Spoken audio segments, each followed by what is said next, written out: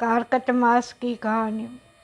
नरक चतुर्दशी। दीपावली पर्व के ठीक एक दिन पहले मनाई जाने वाली नरक चतुर्दशी को छोटी दिवाली, रूप चौदस और काली चतुर्दशी भी कहा जाता है। मान्यता है कि कार्तिक कृष्ण चतुर्दशी के विधि विधान से पूजा करने वाले व्यक्ति को सभी पापों से मुक्ति मिल जाती है। इसी दिन शाम को दीपदान की प्रथा है, जिसे यमराज के लिए किया जाता है। इस पर्व को जो महत्व, उस दृष्टि से भी यह काफ़ी महत्वपूर्ण त्यौहार है। यह 5 पर्वों का श्रृंखला के मध्य में रहने वाला त्यौहार है। दीपावली से 2 दिन पहले धनतेरस, फिर नरक चतुर्दशी, छोटी दिवाली। इस छोटी दिवाली को इसलिए कहा जाता है क्योंकि दीपावली के एक दिन पहले रात के वक्त इसी प्रकार दिए की रोशनी से रात को तिमिर के प्रकाश पुंज से दूर भगा दिया जाता है। जैसे दीपावली रात को है इसकी कथा। इस रात दिया जलाने की प्रथा के संदर्भ में कई पौराणिक कथाएं लोक मान्यता है।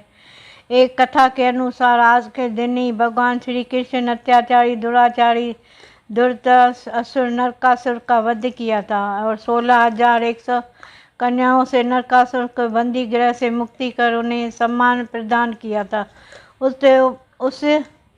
इसी उपलक्ष्य में दियों की बारात सजाई जाती है। इसी दिन के व्रत पूजा के संदर्भ में एक दूसरी कथा यह है कि रतिदेव नामक एक पुण्य आत्मा धर्मात्मा राजा थे।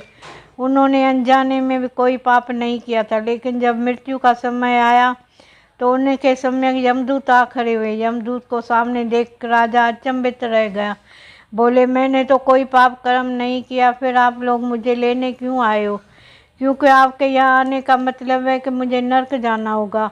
आप मुझ पर कृपा करें और बताएं कि मेरे किस अपराध के कारण मुझे नरक जाना पड़ रहा है। यह सुनकर यमदूत ने कहा, हे राजन, एक दिन आपके द्वार से एक बार एक ब्राह्मण भूखा लौट गया था। यह उसी पाप कर्म का फल है। इसके बाद राजा ने यमदूत से 1 वर्ष समय मांगा।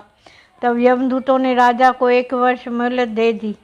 राजा अपनी परेशानी लेकर ऋषियों के पास पहुँचे और उन्हें अपनी सारी कहानी सुनाकर उनसे इस पाप की मुक्ति का उपाय पूछा। तब ऋषि ने उन्हें बताया कि कार्तिक मास की कृष्ण पक्ष की चतुर्दशी का व्रत करो, ब्राह्मणों को भोजन करवा कर उनके प्रति हुए अपने अपराधों के लिए क्षमा याचना करे। राजा ने वैसे ही किया जैसा ऋषियों ने उन्हें बताया। इस प्रकार राजा पाप से मुक्त हुए। उन्हें विष्णु लोक का स्थान प्राप्त हुआ। उस दिन से पाप और नरक से मुक्ति हेतु भूलोक में कार्तिक चतुर्दशी को दिन का व्रत प्रचलित हुआ। जय श्री कृष्ण।